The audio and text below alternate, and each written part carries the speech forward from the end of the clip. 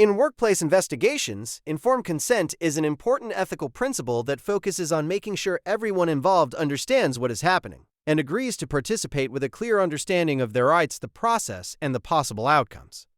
In simple terms, it means people are not just involved in an investigation, they are informed about what it involves before they take part. The idea behind informed consent is respect for individual autonomy. Employees should not feel confused, pressured, or misled when they are asked to participate in an investigation. Instead, they should understand what the investigation is about, how it will be conducted, and what may happen as a result. A key part of informed consent is ensuring participants understand their legal and workplace rights.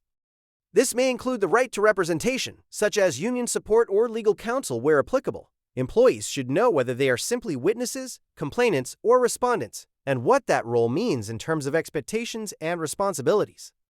Another essential element is explaining the investigation process itself. Investigators should clearly outline the roadmap of what will happen.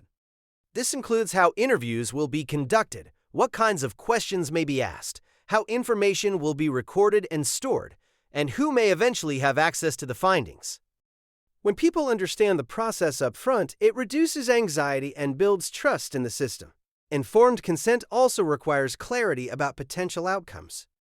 Participants should be aware that investigations can lead to different results, such as findings of substantiated or unsubstantiated allegations, disciplinary action, policy changes, training requirements, or in some cases, legal proceedings.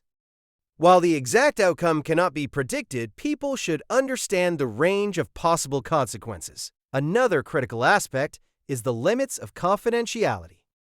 Investigators must be honest about the fact that confidentiality is not absolute. Information may need to be shared with management, HR, legal counsel, or external authorities if required.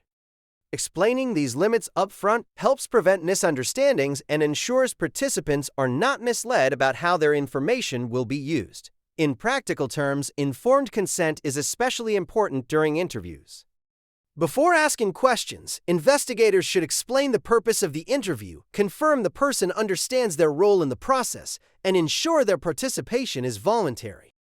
In more sensitive or trauma-informed investigations, consent should be treated as an ongoing process where the participant can pause, ask questions, or stop the interview if needed to avoid additional distress.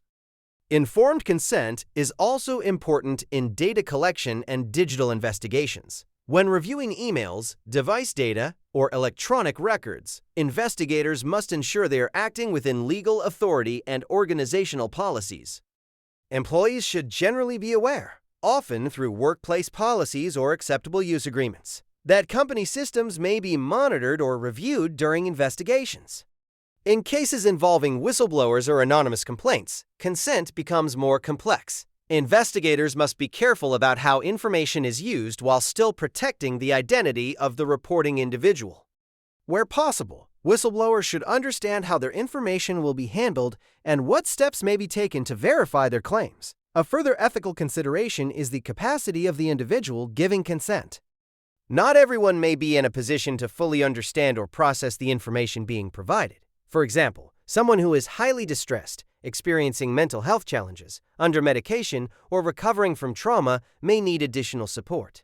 In such cases, investigators should take extra care to ensure the person truly understands what they are agreeing to, and may need to involve appropriate support persons or professionals.